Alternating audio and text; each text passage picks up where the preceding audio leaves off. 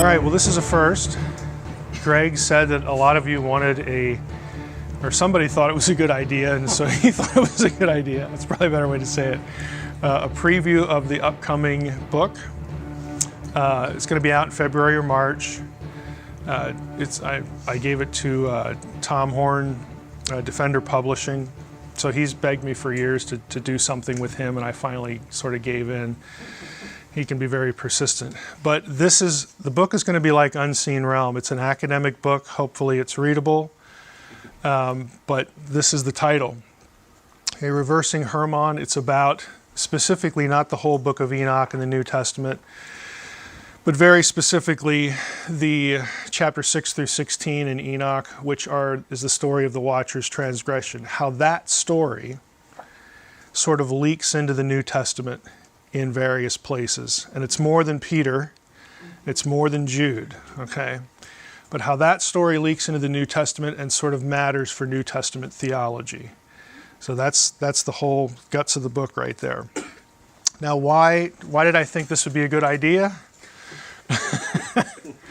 The few notes up here. I mean, I'll just give it to you in a nutshell. It's kind of amazing. This is also like Unseen Realm in this respect. I've said in many interviews that the dirty little secret of Unseen Realm is that nothing in the book is unique to Mike. Mm-hmm. Okay, and that's true. Nothing in the book just sort of popped out of my head. And, this would be a good idea. I'll throw it in a book and people will like it. Okay, nothing like that. Everything in the book you can find in peer-reviewed scholarship. That's just what I do. I don't really know how to do anything else, so that's what you're going to get. It's kind of amazing. Every chapter in this book, and the stuff we'll go through here, is either represented by journal articles, somebody's dissertation, a book, something like that. So it's the same goal, to try to take, again, high-end scholarship on, in this case, the story of Enoch, the transgressions, and then how that leaks into the New Testament. Try to take that stuff and then make it decipherable and digestible for somebody who's not a specialist. Okay? It's astonishing nobody's ever done that.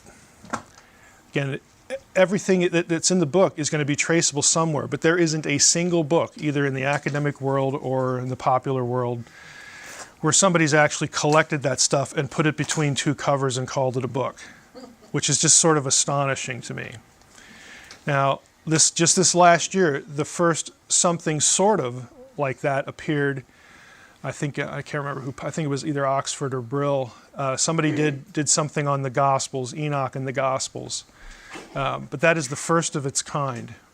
So this book is going to be kind of unique, and hopefully you'll enjoy it as much as Unseen Realm. I'm taking for granted that most of you, if not all of you, have read Unseen Realm or sort of heard an interview about Unseen Realm, because that was Greg's thing, on the website. Make sure people know this.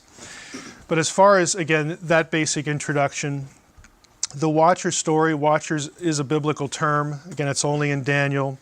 It does occur more frequently outside the Bible. But here's what sort of drove the bus for me as far as picking this topic. It wasn't just that, hey, I could throw all this together and there's so much of it I can make a book out of it. It was kind of this question that popped into my head at some point in an interview. Because in Unseen Realm, you get the answer to this question, but it's not your typical answer that most Christians would give. If we ask the question, why is the world and all humanity so thoroughly wicked, what's the average Christian going to say? The fall. Okay, because that's what we're taught. And it's not that the answer isn't the fall. The answer is the fall plus two other things.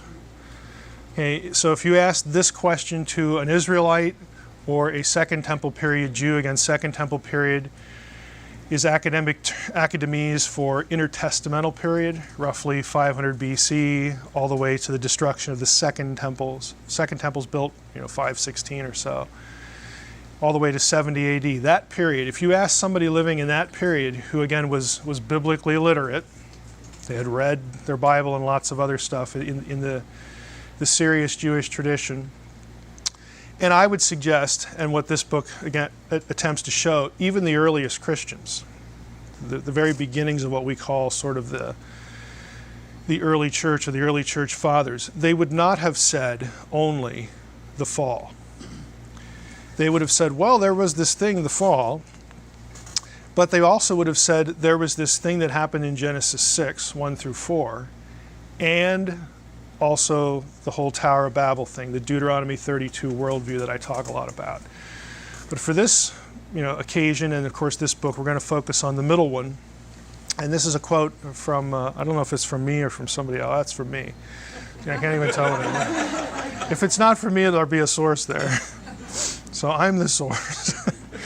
A number of New Testament passages say what they say because they're literary expressions of a significant theme in New Testament theology. Again, if you're just walking in here and you've never read Unseen Realm, if I'd said that the Watcher story is a theme in New Testament theology, you'd think, who is this crazy person? Okay, like we've never heard this, and you haven't, and it's a shame that you haven't. But there's a big theme in New Testament theology: the reversal of the wickedness that has permeated the human race. And again, a big part of that is reflected in the book's title. Reversing Hermon alludes to the notion, hidden in plain sight in a surprising number of New Testament passages, that what happened in Genesis 6, 1 through 4 had to be reversed in part of restoring the original Edenic vision. That reversal was, is, and will be accomplished by the Messiah, Jesus of Nazareth. So what I'm saying there is when especially a Second Temple Jew who was either looking for Messiah or in the decades that followed the events of Jesus' life, death, burial, and resurrection, they would have been thinking about their Messiah not just in terms of a guy who's from the line of David who's going to come here and he's going to deliver us. And they were always thinking military, okay? Who's going to deliver us from oppression, from the Romans. He's going to restore the kingdom of Solomon and David. That's not just what they're thinking. One of the things that they associated with the Messiah was he's not just going to come back and deliver his people from oppression. He's going to come back and undo the effects of all this garbage that has happened, in antediluvian history. Fall, Genesis 6, 1 through 4, and the Deuteronomy 32, the Tower of Babel worldview. Now the last one is real familiar to, again, if you've read Unseen Realm, because reclaiming the nations is how you fix the Babel problem. Because you bring the nations, the Gentiles, back into the family of God. The Messiah is for them as well as the Jew. So that's pretty familiar. Of course, the fall is familiar. This middle part is quite unfamiliar.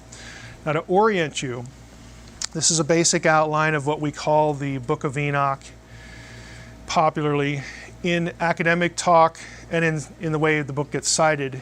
What you think of as the Book of Enoch is actually First Enoch. There are 3 books of Enoch. The first one is the one that, again, gets dated to prior to the New Testament era, okay, on into the cusp of the 1st century. The other 2 are later. Okay, so what we're talking about with the Book of Enoch, that again you hear about a lot, is First Enoch, and it's in the first part, Book of the Watchers, that our focus is going to be. First Enoch 6 through 16 tells the story of the Watchers, whose primary sin is marriage with humans and procreation of giants. The Watchers beget giants on earth by their union with human women. Out of these giants come evil spirits. Again, the origin of demons. We're never told specifically in the New Testament where demons come from.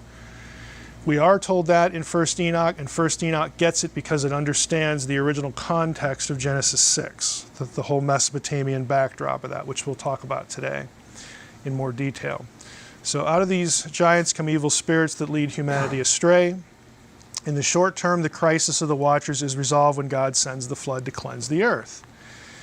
Enoch is introduced in chapter 12 as a scribe, whom the Watchers ask to intercede for them. He ascends to heaven on a cloud, comes before the heavenly throne in chapter 14 in a passage that is important for the history of Jewish mysticism. His intercession is rejected. Again, the Watchers are like repentant after God punishes them, and they basically get a hold of Enoch. I don't know if they picked up the phone or whatever. We're never told. Hey, can you go talk to God for us because God really likes you? You're the one who is taken out from the earth and you walked with God. And can you let him know that we're sorry and, will he forgive us? And God basically says, no, you're toast. essentially is, you're in there until the time of the end, which I think, again, we'll touch on this today, is Revelation 9, when the Watchers are released. But the Jewish traditions are pretty consistent here. So Enoch, again, is asked to intercede. It's rejected. The Watchers abandon heaven for the attraction of the flesh. Enoch represents the opposite tendency. He's a human being who is taken up to heaven to live with the angels. So Enoch becomes this prototypical, good guy, figure. Again, and even in that statement, this is from John J. Collins, his article on Enoch. You can see a theme of reversal there too. But it becomes really prominent when they start talking about Messiah. Now, why haven't you heard this before? Well, there are a number of obstacles to it. I would say, again, just the way we're taught, there are points of incoherence in the way we're taught. You're taught to avoid books that are not in your Bible, okay, Old and New Testament. And on one level, I think we can all understand that. One of the jobs of the church is again, to prevent false teaching from coming in and so on and so forth. And, there are things in extra-biblical books that, are deeply flawed and, just kind of crazy talk too. But it misses the point that biblical writers read lots of stuff that isn't in the Bible. They were like you. Surprise, surprise. They were people. And they read stuff. And what they read stayed in their head. And some of that stuff helped them articulate points that they made while they were writing. It's just a very human, normal kind of thing. So for you to be taught to avoid reading that stuff immediately divorces you from the context of the writers. And so that my simple suggestion is, if you read that stuff, who cares if you think it's canonical or not? I don't think Enoch is canonical, but I don't really care. Because if you read it, it'll help you in some points follow what somebody in the New Testament is saying, if you just know what's sort of lurking in the background. The early church, you had a few people defend canonical status. In this book, I give you in an appendix all of the places where some early church father quoted Enoch as scripture. They do that. A couple of them do that. So when you read things, I don't know if I have the quote here. Yeah, I do.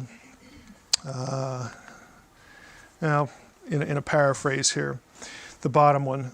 This is kind of representative. I'm not going to tell you what source it comes from because I don't want to ruin your enjoyment of the book because it's actually a good book. The pseudepigrapha books are those that are distinctly spurious and unauthentic in their overall content, and no such formula as "it is written" or "the scriptures say" is connected with these citations. That's just wrong. Okay, it's just wrong. There are Jews at Qumran who were not liberal. Okay, I hope you realize this. The Jewish sect at Qumran formed their little cloister because they thought the Pharisees were compromisers. Okay, these were not liberals, okay? I mean, they're like nth degree just off the map in their conservatism. But yet they will quote Enoch on a couple of occasions in citation form, like as the scripture says, and then they'll quote 3 or 4 things, and among them is First Enoch. Okay, they'll do stuff like that. So for a few, at least one Jewish sect, this book was considered sacred. There are a few church fathers that also considered it sacred. Tertullian, going back here, Irenaeus, Origen, kind of went back and forth.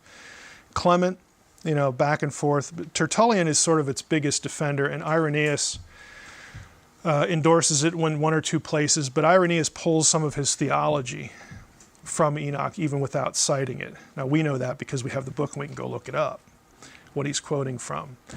So these are some major figures. I doubt if we have a patristic scholar in here, but you've probably all heard these names. Okay, these are not insignificant people in the history of the early church. And they thought it should be in there, at least a couple of them, but eventually, they lost that debate. So the book itself, my book, is divided into these sections. So the first section, we go back into Genesis 6:4. There's 3 chapters in this section. The first one is going to look familiar because it's sort of a rewrite of some of the stuff in Unseen Realm, even though that covers like 3 chapters. I've sort of bunched it into one and rewritten some things. And then the second 2, the second chapter is going to be about the book of Enoch itself. And then the third one is an entire chapter on the Mesopotamian context, which you do not get in Unseen Realm. You don't get the second chapter either. And then once sort of that's established, we go into the Gospels, the Epistles, and Revelation. Here are the appendixes. Again, I think the appendixes are pretty, I think they're worth the book itself, to be honest with you. Because these are the questions everybody asks. You know, who thought it was inspired?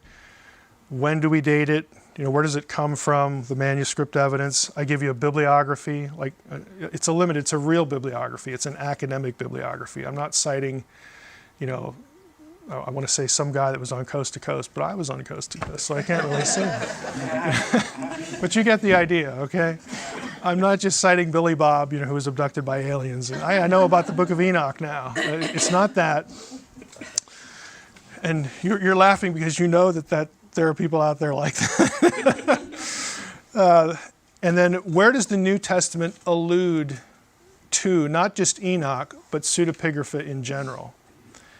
There's a guy, a New Testament, you know, geek, New Testament scholar who has collected all these, and I got permission from him to reproduce. He posted it online to reproduce that in an appendix. It's great because it does all the work for you. And then there's a little appendix on the Antichrist. We'll get to that. So let's jump into part 1.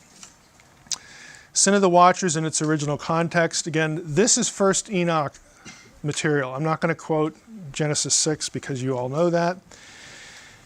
But I'm guessing a lot of you have never read the Enoch story. So let's just go through some of the basic parts of it. When the sons of men had multiplied, and in those days beautiful and comely daughters were born to them, and the watchers, the sons of heaven, saw them and desired them, they said to one another, come, let us choose for ourselves wives from the daughters of men, and let us beget for ourselves children. And Shemhaza, their chief, said to them, I fear that you will not want to do this deed, and I alone shall be guilty of a great sin. So apparently it was his idea, and he's like, I don't want to only be blamed when this thing just goes to hell in a handbasket. And they all answered him and said, let us swear an oath. Let us all bind one another with a curse, that none of us turn back from this counsel until we fulfill it and do this deed. Then they all swore together and bound one another with a curse. Now, you notice the deed, again, is cast in sexual tones. You know, let's go have children. But the real crime, I don't think we should miss. Again, if Unseen Realm, there's actually 2 views of sort of the supernatural perspective of Genesis 6. I don't want to leave this section without saying this. The real crime is that they want to raise up their own nations. They want their own populations. They want to imitate God without his permission. It's kind of a Gnostic flavor to that, if you know a little bit about Gnosticism. So this is what's going to become the real issue here. They were all of them 200, and they descended in the days of Yared onto the peak of Mount Hermon. Okay, Hermon is the key location. And they called the mountain Hermon because they swore and bound one another with a curse on it. Okay, this Hermon in Hebrew is related to, it's a better way to say that, same root as Harem. Again, the devote to destruction, to put under the ban, that sort of thing. So there's an association there between the terms. These and all the others with them took for themselves wives, and among them such as they chose, they began to go into them and defile themselves through them. Again, they defiled themselves. This is a transgression of heaven and earth. To teach them sorcery and charms, and to reveal to them the cutting of roots and plants, and they conceived from them and bore to them great giants. Asael, another character, taught men to make swords of iron and weapons and shields and breastplates and every instrument of war. He showed them metals of the earth, how they should work gold to fashion it suitably, and concerning silver to fashion it for bracelets and ornaments for women. He showed them concerning antimony and eye paint and all manner of precious stones and dyes. Now you're probably thinking of the passage in 1 Peter already about the cosmetic, issue. And there was much godlessness upon the earth, and they made their ways desolate. Shemchaza taught spells and the cutting of roots. And then you get a list of which watcher taught what to people. You get this whole list. You get signs of shooting stars, signs of the earth, signs of the sun, signs of the moon. Again, astrological stuff. They all began to reveal mysteries to their wives and to their children. As men were perishing, the cry went up to heaven. So in Enoch, even in this section and elsewhere in the book, the problem with all this isn't that we know how to make something that's made of iron, or we use eye paint to make ourselves beautiful. The problem is what people did with it. It corrupted them. So it takes the problem of lust and makes it worse. It takes the problem of just any technology and makes it worse. People began to use things for self-destruction, for destruction of their fellow man, that sort of thing. So this is what the passage is going through. In a nutshell, what First Enoch is saying here is, look, we know we had this thing, the fall, and we know people are sinners. But they consistently blame the watchers for teaching people how to be even better sinners. Okay, in other words, giving them more tools to destroy themselves. And this isn't much of a conceptual leap anyway for us, because any technology that we have can be used for the same thing. Okay, I can commit horrendous crimes with a phone.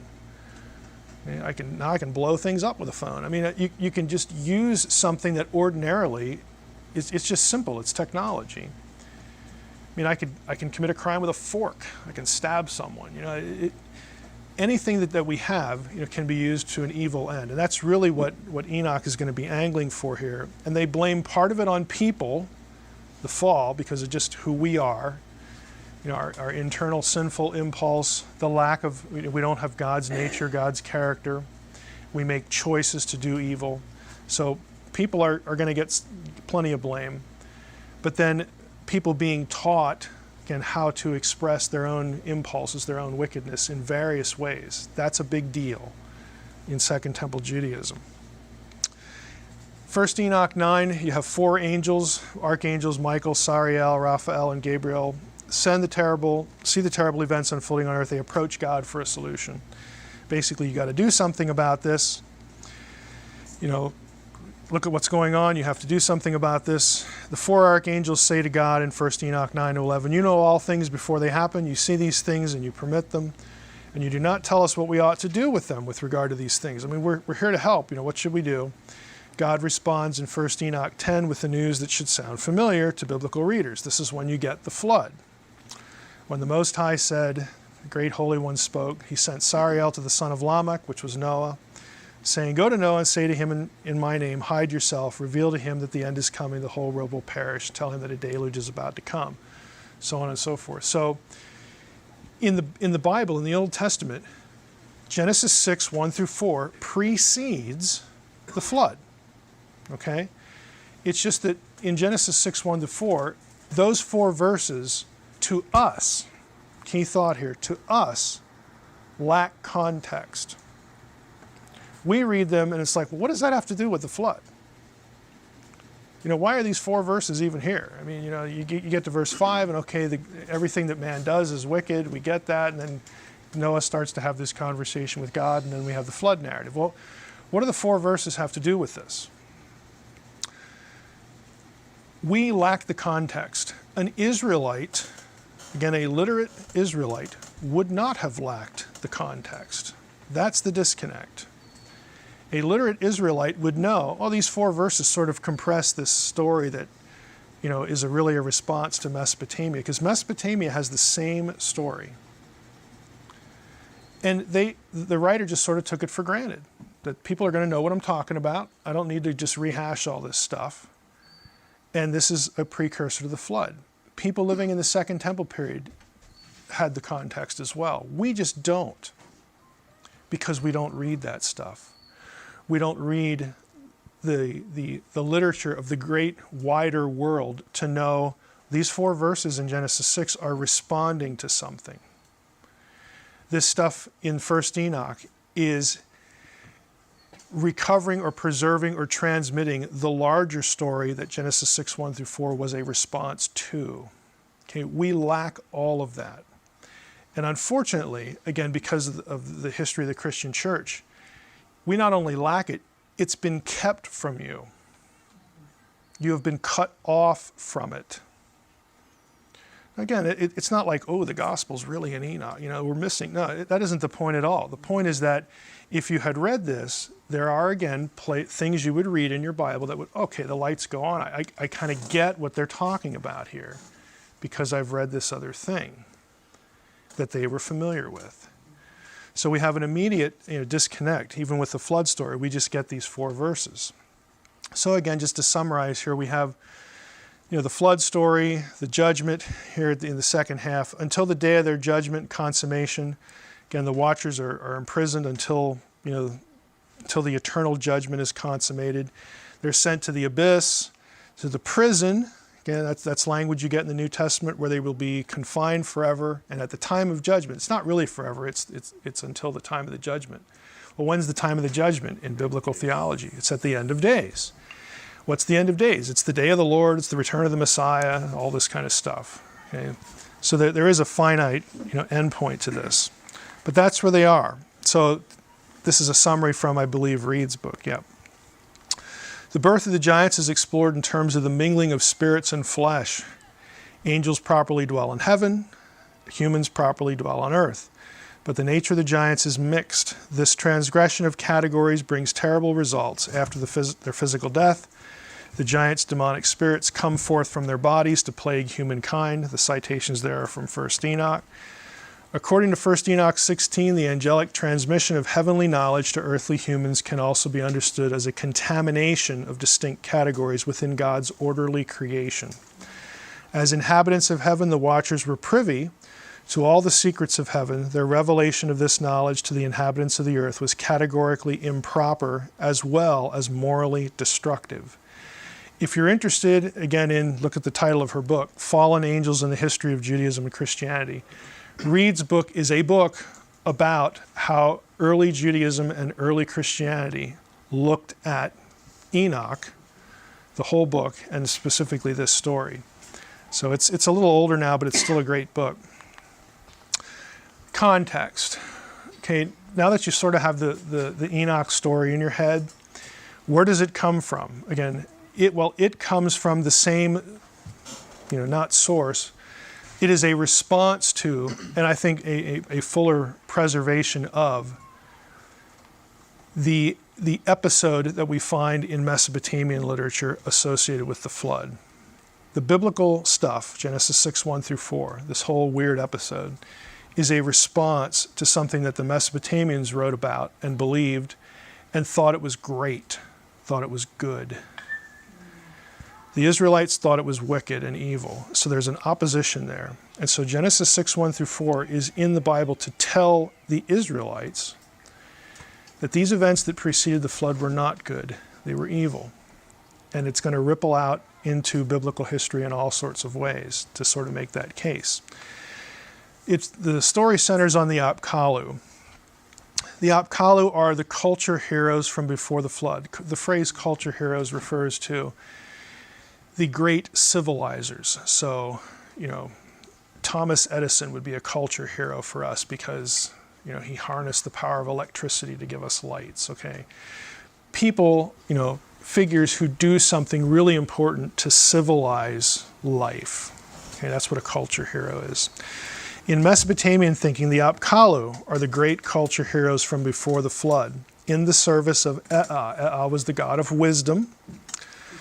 A variety of wisdom traditions from the antediluvian, the pre-flood period, were supposedly passed on by the Apkallu. There were 7 of them in one particular story. The 7 sages were created in the river. The Akkadian for that term is in the abyss. So right away you're getting a little creepy thought here. Okay, they're from like the underworld place. But the Mesopotamians thought they were great guys. Okay, they're wonderful.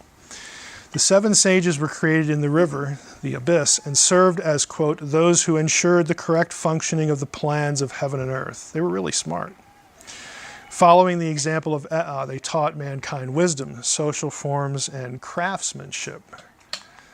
That's from DDD. The Apkallu then were the wise divine beings from the abyss, from the underworld, the place opposite the heavens.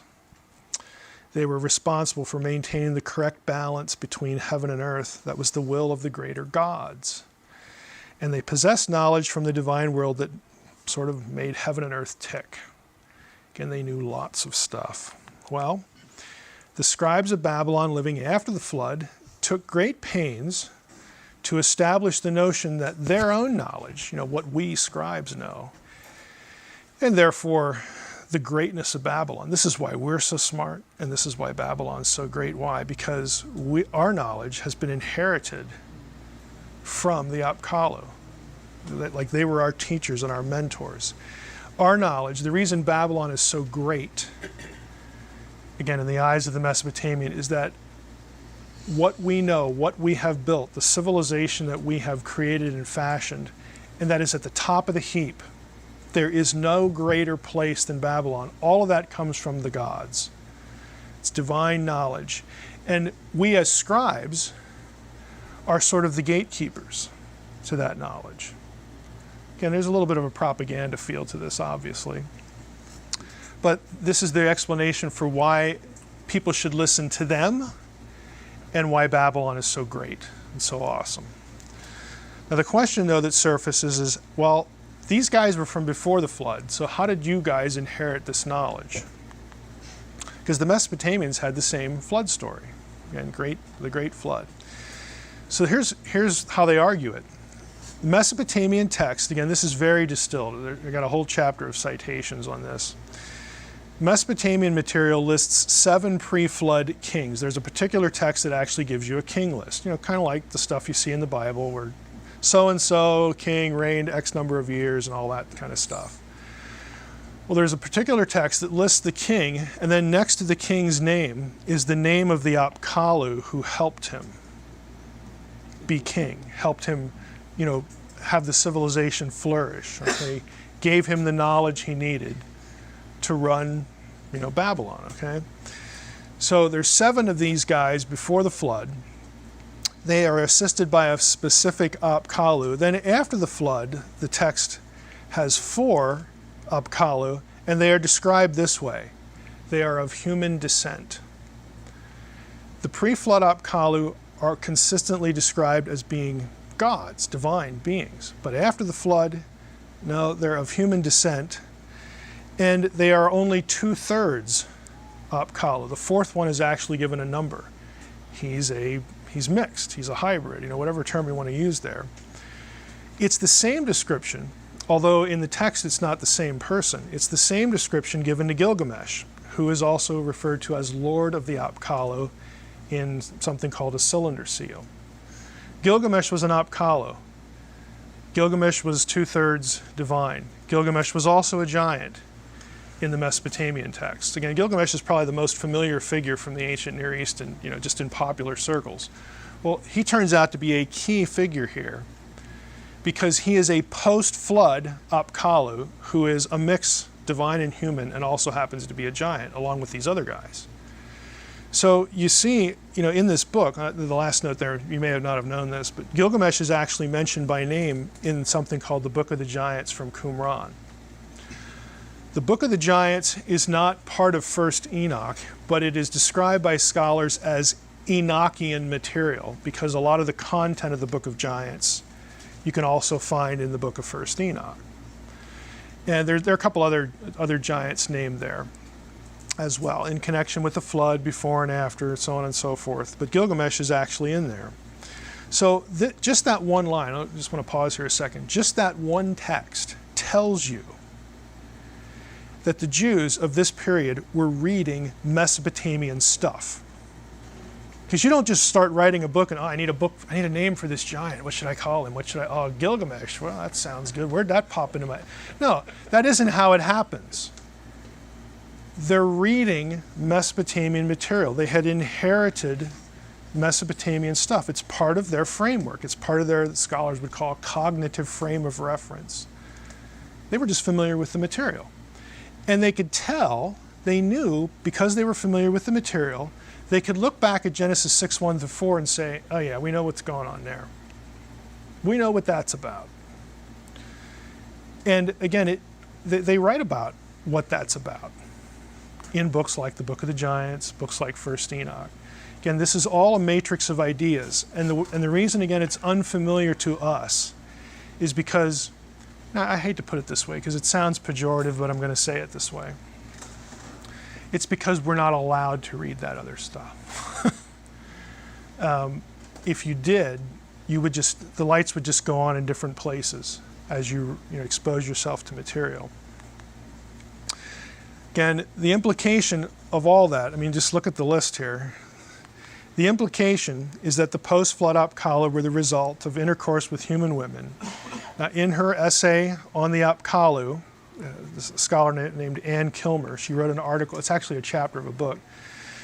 It's kind of hard to find. I don't think it's available online for free. If you were blessed enough to get in on the Divine Council bibliography project, this article is in that collection. But she actually picked up on this years ago, but didn't say a whole lot about it. She writes, humans and Apkallu could presumably mate, since we have a description of the 4 post-flood Apkallu as of human descent, the 4th being only 2/3 Apkallu as opposed to the pre-flood pure Apkallu and subsequent human sages. After these the mixed Apkallu die off, there's another term that's used in Mesopotamian text. It's the umanu, and that was the term for scribe. So you can see what the texts are suggesting.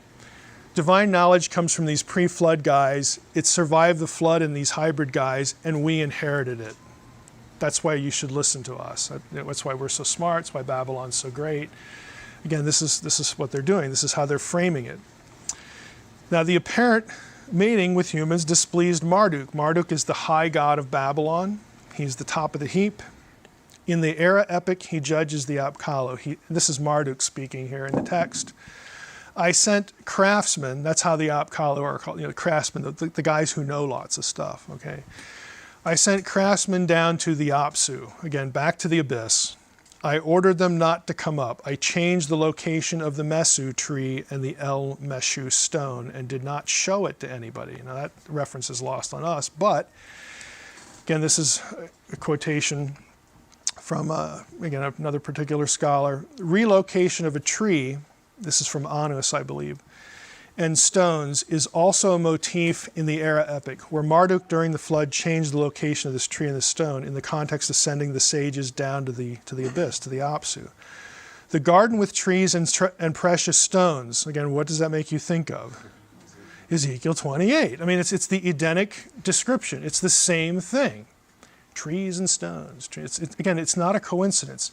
And if you read Ezekiel 28, it's very Canaanite in flavor, and the Canaanite divine council stuff, again, plays off of part of the same framework as the wider ancient Near East.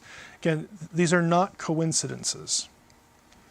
This is just literary artistry from people familiar with lots of material, and they're writing a book and they're throwing it in. This is how books are made. It's not a terrible surprise here. It's very comparable to the garden. And then in the end of the hero's journey in the Gilgamesh epic, again, Gilgamesh is seeking what? Eternal immortality, eternal life. He goes to where the gods are in this garden. Does this sound familiar? Okay, and it should.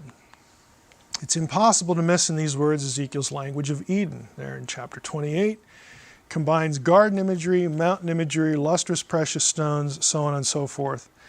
The imagery from Marduk's comments about what he had done to the Apkallu, in effect, points to the banishment of the Apkallu from his own presence. Marduk's ticked. He said, "You guys did this. We up here, okay, in the heavenly places, we sent the flood because we wanted, the slate wiped clean. And what you guys did was you went down there and preserved not only, some of the people, again, the wider flood story, but also the thing that sort of just made the situation bad to begin with, or at least unfavorable, maybe to them, or to us, but not to them, because they loved, having all this divine knowledge. This is, they thought this is what made them great. And now here you go again. You've interfered, and this is all going to, again, start up again. We don't want humans knowing what we know. We want them lesser. We want them, if you're familiar with Mesopotamian stories, why were humans created? To be slaves of the gods. Okay? So Marduk is ticked. So he sends them back to the abyss. You're gonna just be here now. You're gonna be cut off from my presence. And this is where you're gonna stay. Again, does it sound familiar? This is what happens in the Enochian story we just read. It's the same set of details. They get punished, they get sent to the abyss. They're imprisoned there. Here's the summary. Again, I'm not going to read you all the points, but every point of Genesis 6, 1 through 4, and every point of Enoch's version of it aligns with Mesopotamian material. Every point. What do I learn from that? What does that tell us? Again, it tells us that the people who are writing this stuff, Jewish people, Jewish scribes, again, these are not like theological illiterates, okay? And they're not just, crazy liberal Jews, okay? These are the guys who are in charge of transmitting the Hebrew Bible, transmitting the traditions, of their own people. They understand and they know the larger picture against which Genesis 6, 1 through 4 responds. They understand it, they've read it, they get it.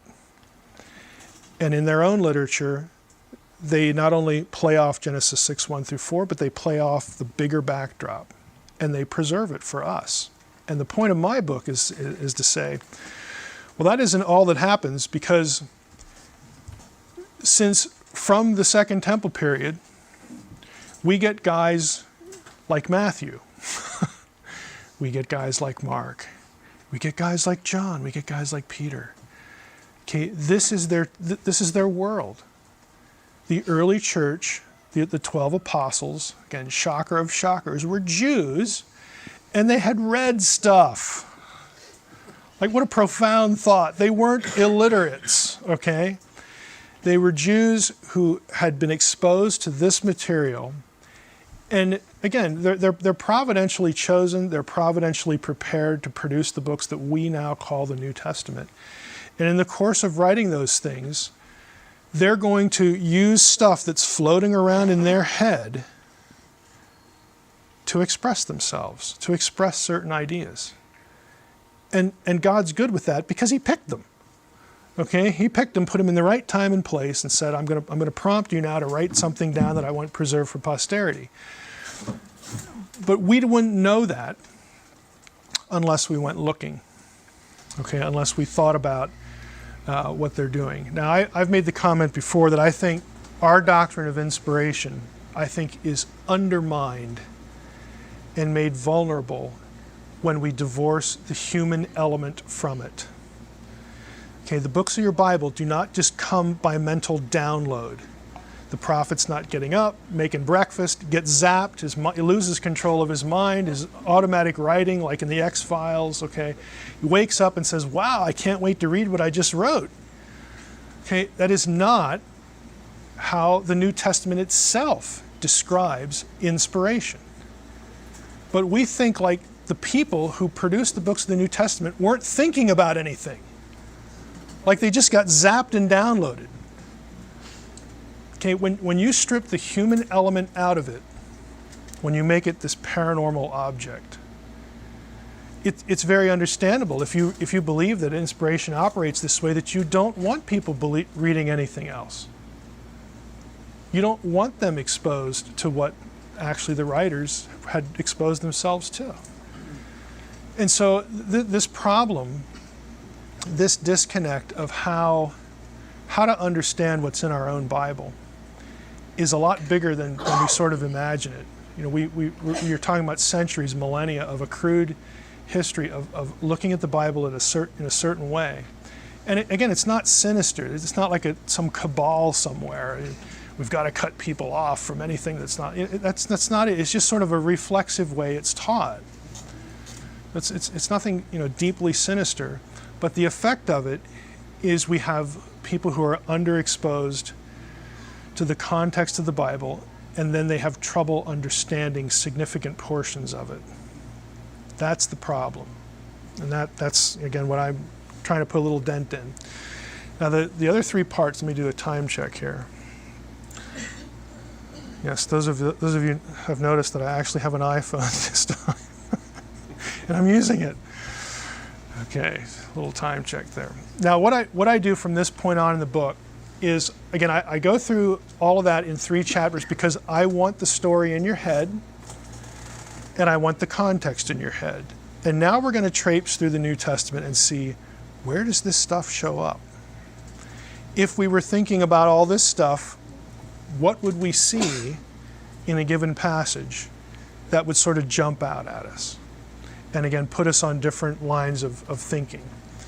And I would suggest lines of thinking that were in the writers' heads. Now, for the gospel section, I do something with the birth, the genealogy, and the ministry of Jesus. The last one, about 2/3 of that chapter is from Unseen Realm. I throw in the story of Legion, which is new. But the first 2, again, you would have had to have read really the Portent, the second novel, to get any of that, or maybe come across something on YouTube. But as far as the birth of Jesus would have alerted literate first century Jews that the Messiah's arrival would reverse the sin of the watchers. And you say, that's just crazy talk. How in the world would hearing about the birth of the Messiah have made anybody think about Genesis 6, okay, the watchers thing? How does that work?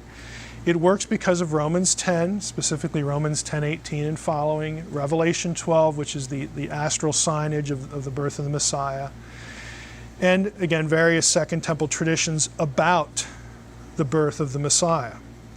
Now, to summarize all that real quickly, again, you may have seen, how many of you have seen the YouTube thing of me going through Revelation 12 about the astral prophecy? Oh, very few of you, wow. Okay, during Q&A, if you want to drill down there, we could, but I'll give it to you in summary form. In Romans 10, it's the famous passage where Paul is talking about, hey, how are people going to hear about the Messiah unless somebody tells them? Duh. Okay, and so we have this problem. How beautiful are the feet of them that preach the gospel, and no one's going to hear without a preacher, and the preacher has to be sent, and that whole famous passage. Then Paul asks a rhetorical question. Have they not heard? And you expect him to say, well, of course they haven't heard, Paul. That's why you're so exercised. That's why you're so bent out of shape here. And you're telling us we need to go and be witnesses. But he doesn't say that. Paul says, indeed they have. And you're like, what? Well, what was the other 17 verses about? How does this fit? And he quotes, as his proof text, that they have all heard. He quotes Psalm 19 in Genesis 10:18. Psalm 19 is the passage. The heavens declare the glory of God. Okay. There are 4 verbs of messaging in the first couple verses. Heavens declare, they pronounce, they utter, they have a voice, okay, all this stuff, and it's just sun, moon, stars, and all this kind of thing. And the line that Paul quotes is, their voice has gone out through all the earth.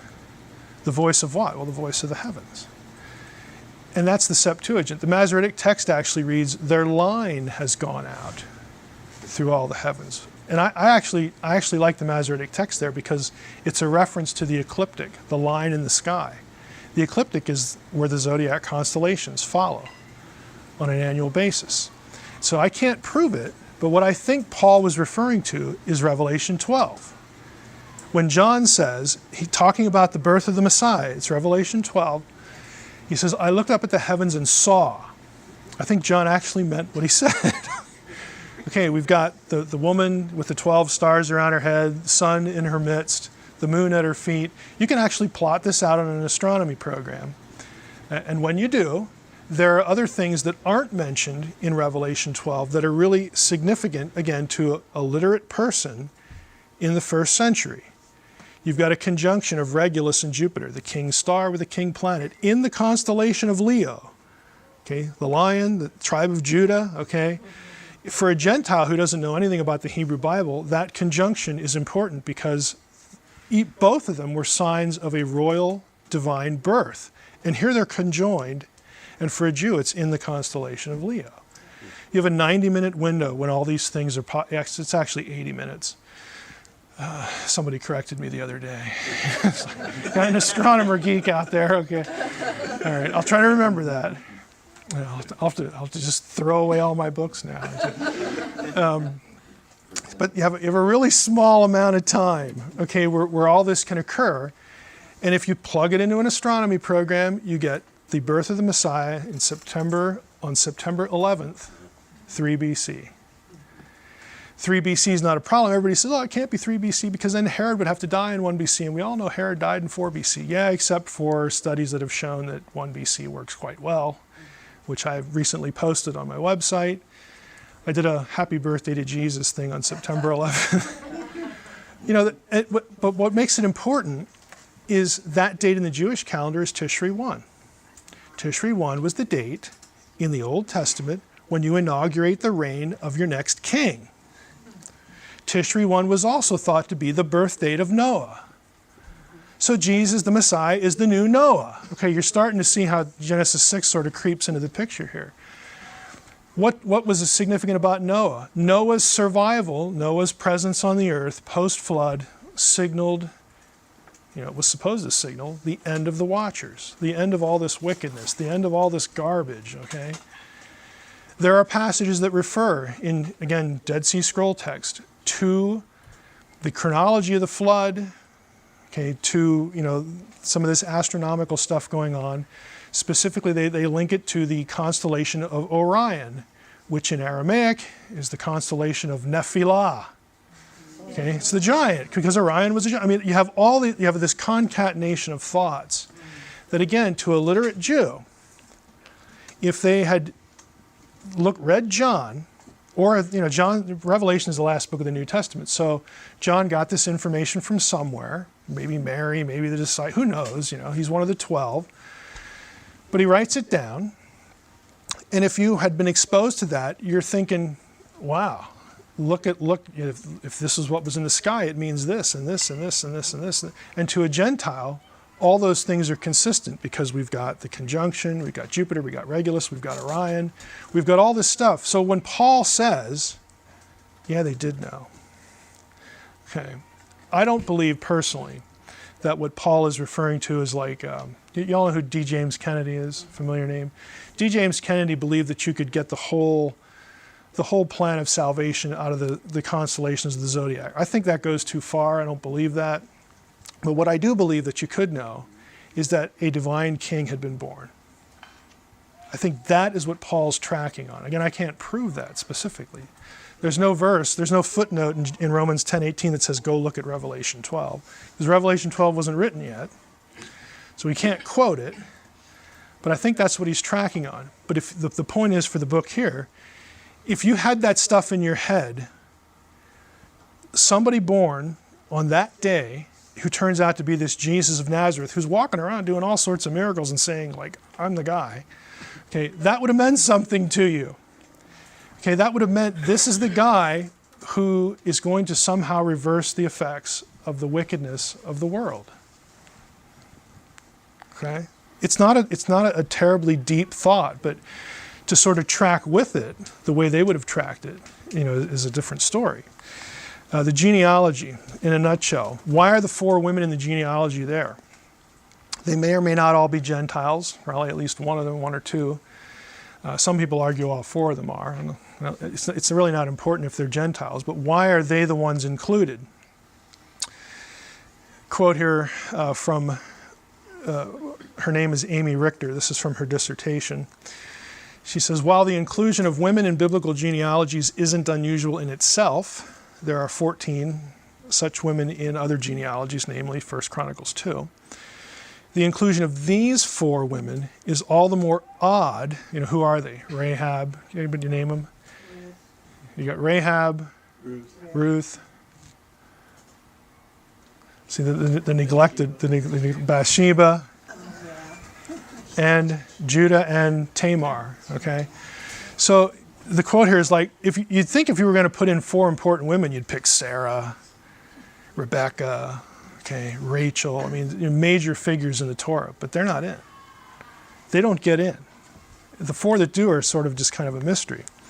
Again, short version of this is that what Richter does in her dissertation, it's pretty recent.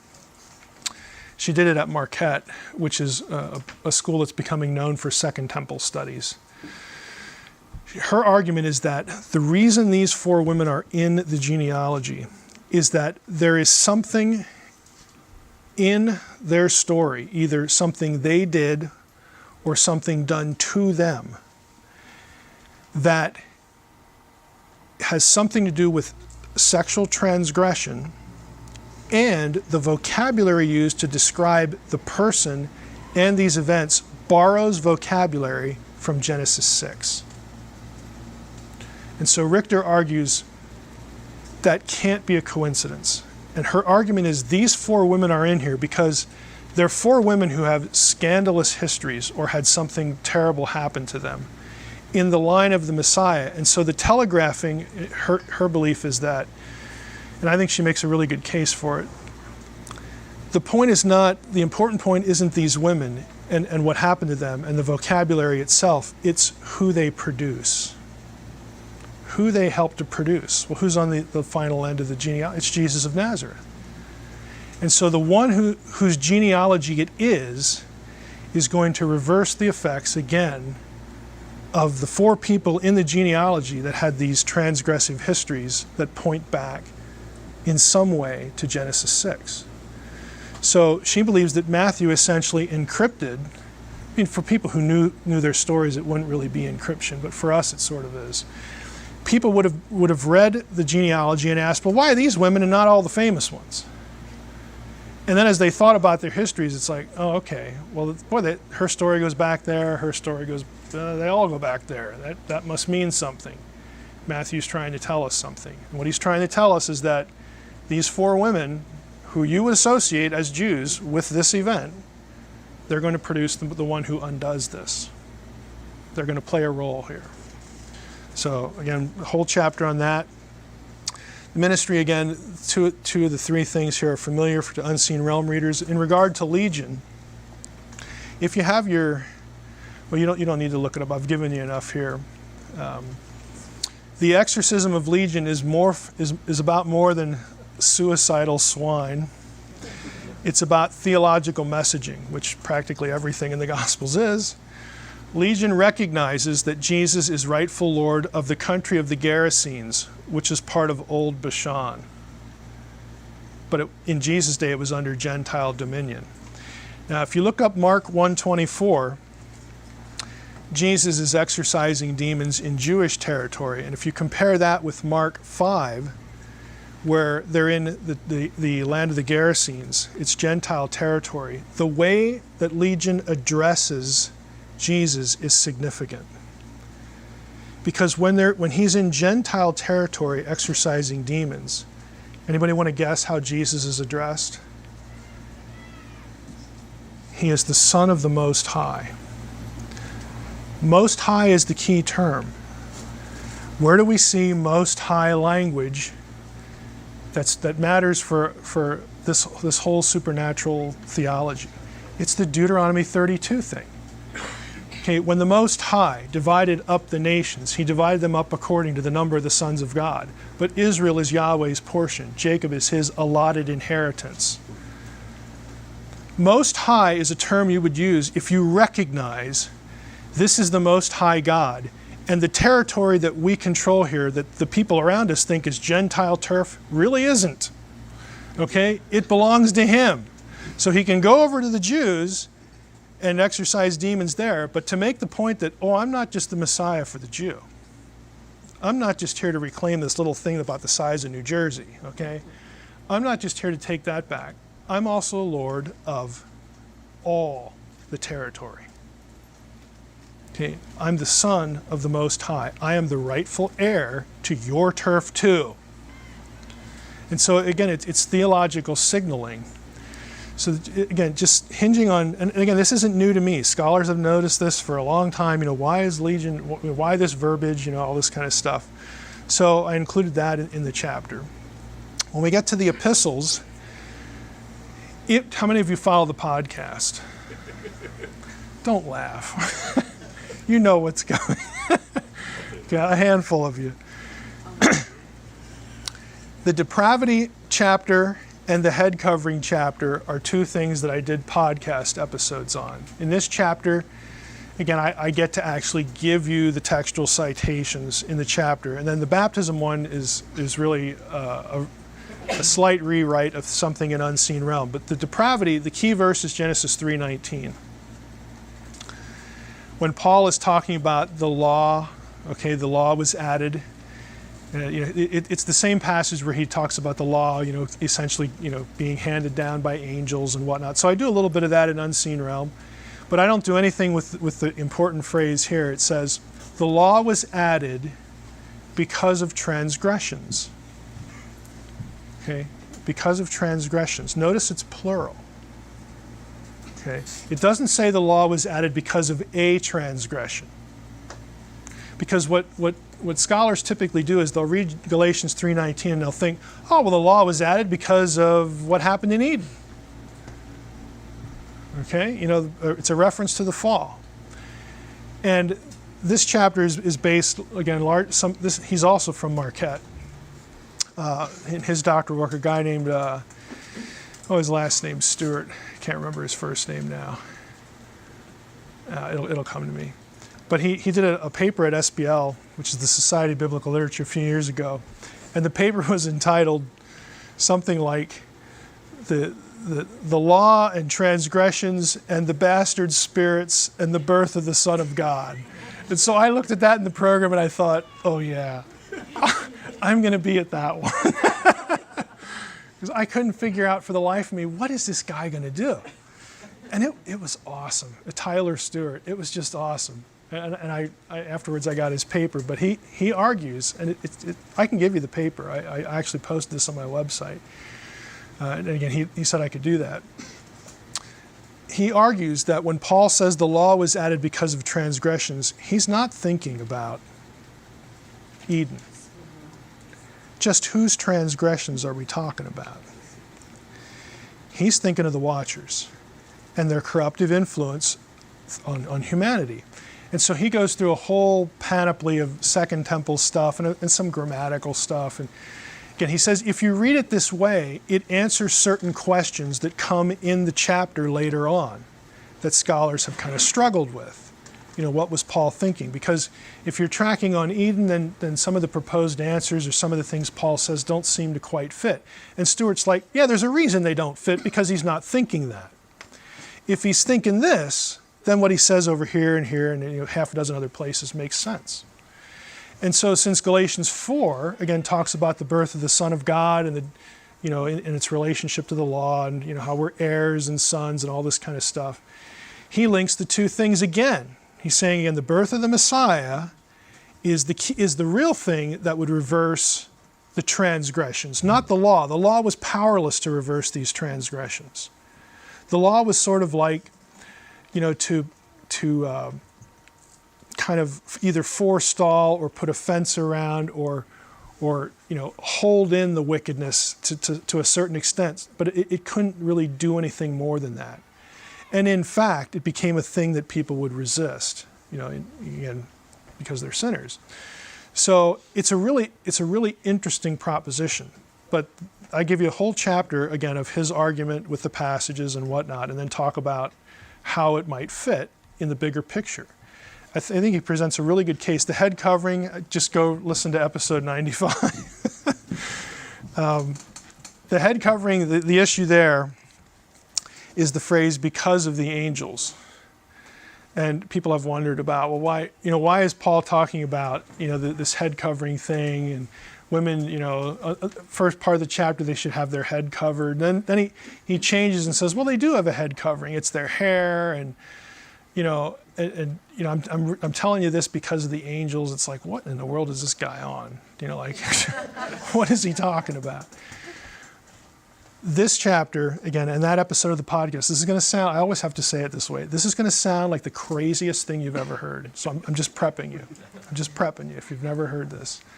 Just go back and listen to episode 95 or get the book when it comes out.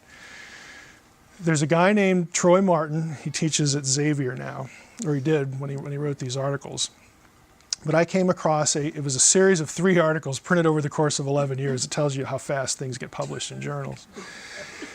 But the first one was Martin's article where he argued that the head covering, okay, the woman's hair is her parabolion, the head covering, is actually in Greek medical texts the word for testicle.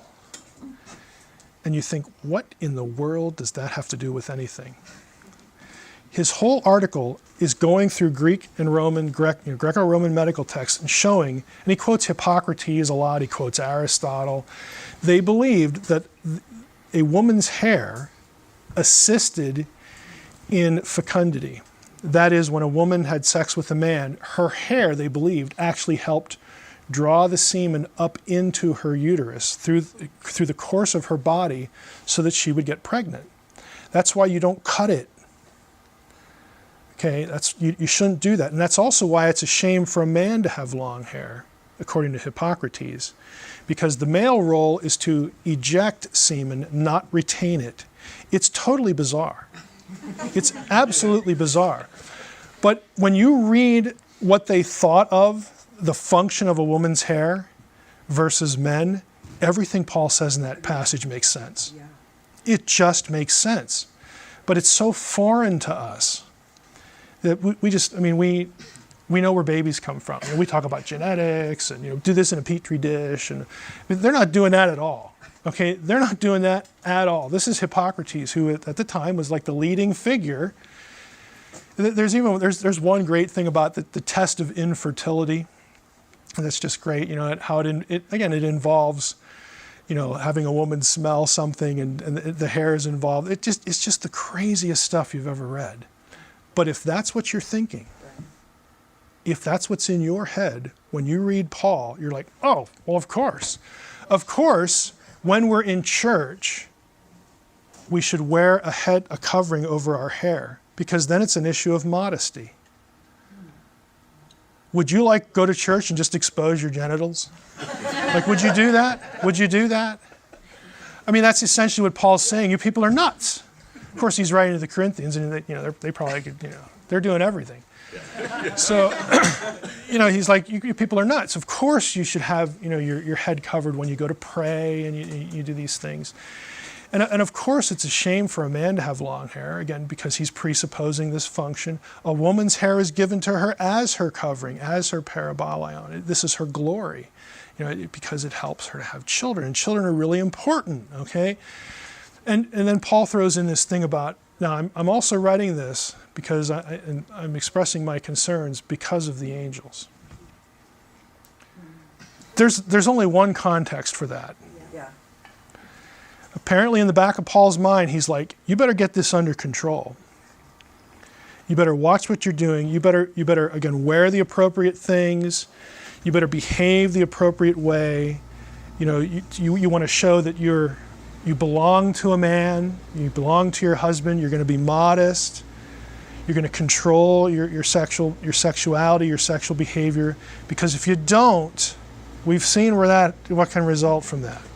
You're being watched, pun intended. Okay, so in Paul's mind, this was a concern for him. To us, it's this most throwaway, bizarre, what in the world does that have to do with anything? But again, if you're reading it through those eyes, everything in the chapter makes sense. In terms of what we do today, I have Mennonites, in my family. I'm not going to go tell them, hey, hey, let me tell you what the head covering is really about. I'm not going to, look. And one of them is a pastor too. It's like, look, if this is what you want to do, and your teaching point is modesty, whatever, go ahead. That's a good idea. You're fine there. But again, it has quite a different context than what you'd think. The baptism thing you've heard about before, reading the book. The fourth part here. See how I'm doing on time. Okay, I'm doing pretty well. In the book of Revelation, I have 2 chapters here that go through Revelation, and again, just pick out maybe 3 or 4 items that specifically link back to the Watcher story. The one chapter is about, again, this transgression of the Watchers, the Nephilim, and the Antichrist. Now, what I do in this chapter, just going to give you a sweeping overview here, is I summarize the Second Temple Jewish profile of what they expected as, from a Messiah. And also, in turn, what they expected about the great messianic enemy. Because in their mind, there's Messiah, okay? He's going to come at the end of days and all this stuff. He's going to get rid of the oppression. Well, he has an enemy. So to a Jew, what did that enemy look like? How do they think about it? Again, this great messianic enemy. There are certain things about the enemy's profile that in Jewish texts, again, of this period, were linked to certain figures in Jewish demonology. One of the main ones is Belial. It's also spelled as Beliar in the Dead Sea Scrolls. The belief was that the great enemy of the Messiah, catch the reasoning, since the Messiah was the Son of God, the Son of the Most High, again, this divine Davidic figure, therefore there were Jews who speculated that his enemy would also either be the incarnation of or under the control of Belial, who was one of the Dead Sea Scroll terms for Satan. There were also, though, other Jews who thought, well, okay, it could be like an incarnation of Satan or something like that. And that's very familiar to us, the way, sort of Antichrist thinking is popularized. That's the normal one, again, for our day and age. But there are other texts that thought, well, no, wait a minute. Maybe it's not the incarnation of Satan himself. Maybe it's the incarnation of one of the fallen watchers. Because there are certain ways that the great enemy is described that link back into the Greek story, classical Greek story of the Titans, which again, if you're familiar with the story of the Titans, and I go through this in the chapter, there are very explicit connections between the Greek Titan story and the book of Enoch and Genesis 6 language, and just general giant language in the Old Testament transmitted through the Septuagint. One of the ones that I talk about is Belos. This is actually a description from it's either Philo or a text called Eupolemus. He talks about Belos, who was a giant, who was the son of Kronos. Again, if you know anything about the Titans, Kronos is an important Titan, who gets linked, he gets described as the person who built Babylon and the Tower of Babel. And then other Jewish texts link Belos specifically with Nimrod. And so again, here's how I'm asking you to look at this stuff. Again, I'm not presenting this as, this should be our theology of Antichrist now. What I'm saying is that if you were living in the first century and you were having a conversation with a literate Second Temple Jew and you were talking about the Antichrist, this is going to be part of his conversation. This is how he's going to perceive this great enemy. And there are parts of it that you can trace into the church fathers. By the way, in that chapter on depravity, Irenaeus and Tyler Stewart would be buddies, because Irenaeus also traced human depravity back to Genesis 6, not just Genesis 3. And again, he's a famous church father. But Irenaeus also tracked on this. He refers to, when he's discussing 666 in his comments about that passage in Revelation 13, he gives a couple speculations for what the number might mean. One of them is Teitan. Teitan by gematria equates out, spells out in Numbers 666. Teitan was one of the words for the Titans. And again, he's getting this from his acquaintance with Second Temple Jewish material. And he goes into the Titan story himself. So Irenaeus is a famous church father that very evidently had taken the time to read lots of this stuff, had probably lots of conversations with Jews or Jewish converts. And again, that helped him look at the Old Testament, look at certain things, even in the New Testament, in a different way. And so Irenaeus is an important figure for this whole discussion, because he's a good indication that Mike isn't just making this stuff up. Okay, he's a good indication that Mike is observing what Irenaeus thought and saying, hey, that's kind of interesting. Where did he get that? Where did he come up with that? And you can, again, trace the series of thoughts back in the primary texts. The second chapter of this section is about different things in the book of Revelation. Revelation 9 I talk about because it has very, very explicit imagery to the release of the Watchers. Again, connecting that this is the release of the guys from the pit, from the abyss. And there are things in the passage that link back into Enochian material. The 144,000 is kind of interesting. I personally would still put this, I'd need to see more on it. I'd still sort of file this as in Mike's head, sort of speculative, but I put it in the book. There's an article by a guy who, it's actually two people, who published in a journal from South Africa. And it's a very long article, it's very detailed, but here's their view. They pick up on, when the 144,000 are described, they are described as being virgins who have not defiled themselves with women. And you think, well, who cares?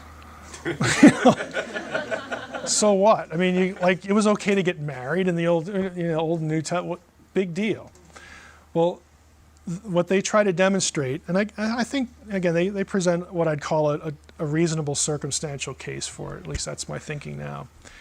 There are certain things in the description in Revelation 7 and Revelation 14 about the 144,000 that link back to Levitical language, the way priests were described.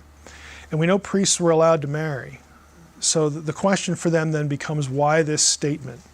He believes that the 144,000 are people selected by God to, he doesn't believe they're just humans. Okay, they sort of waffle there because they differentiate them from the souls that are martyred under the throne and whatnot. But he thinks they are deliberately there to be representatives of God, and they are presented as, pure in terms of these are heavenly ones who have not defiled themselves with women. In other words, they are the counterparts to the Watchers who just got released. And so they are part of this cosmic Armageddon conflict, the war between gods and men. Okay. Again, I think they build a good circumstantial case for it. I'm not completely persuaded of it yet. But I thought it was worth putting in. The Antichrist from Dan tradition. This is also the 144,000. Oh, there's 12,000 from every tribe. What could be simpler? Yeah, until you count the tribes. Until you actually look at the tribes that are missing. Okay. Okay, there's Ephraim.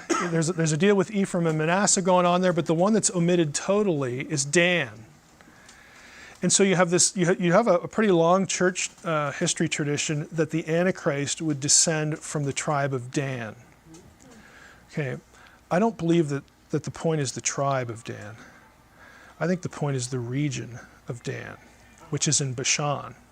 Same name. Okay, so that, again, in the chapter I talk about, well, if we were thinking region instead of tribe, where would that lead us?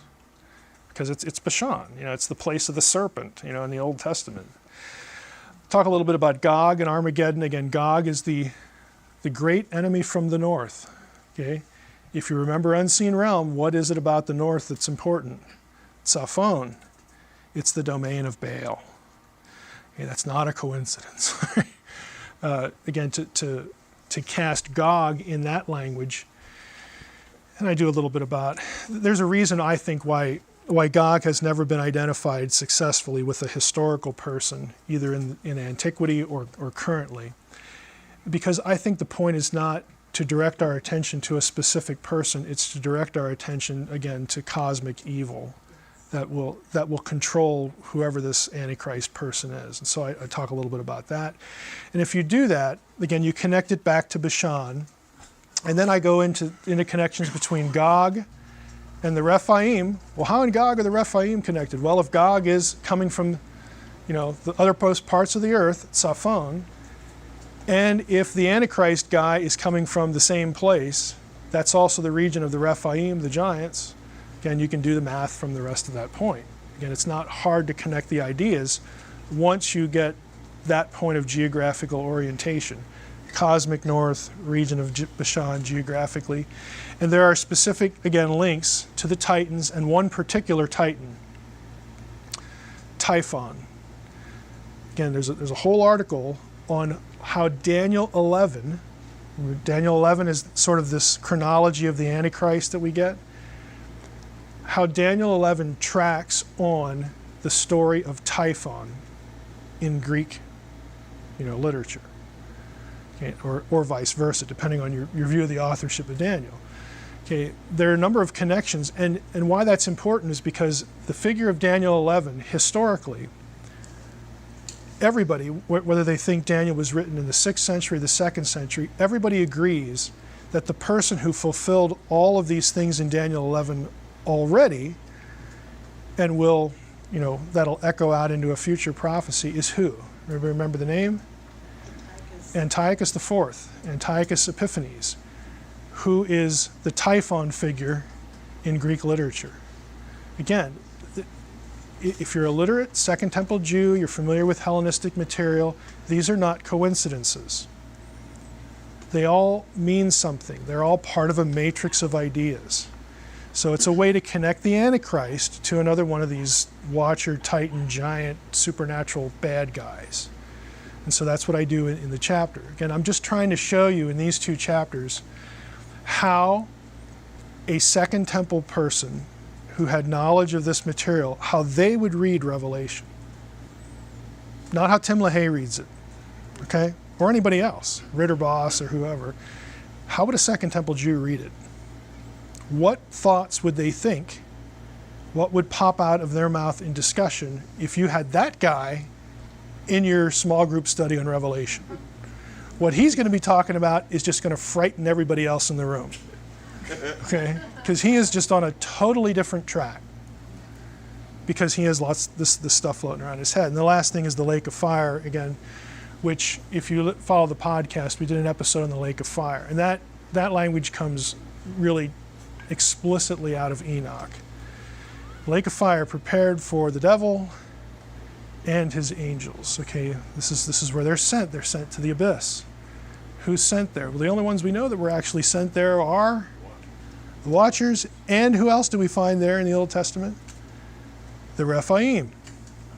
Again, these things are not coincidences.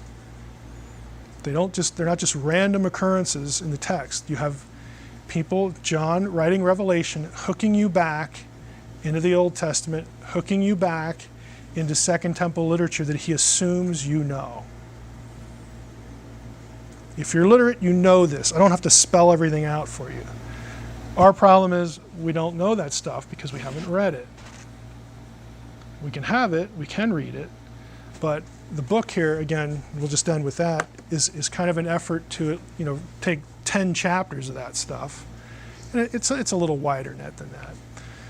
But anything that scholars would think is Enochian, and try to get that in your head, and it's like, okay, now let's go to these New Testament places and just see what pops out to you. Again, how you would parse it if you were thinking this. So that's the book. How did I do on? Hey, I still have 4 minutes on my. Okay, let's take a break and then we can do Q&A. So get some more coffee, get some donuts, go home.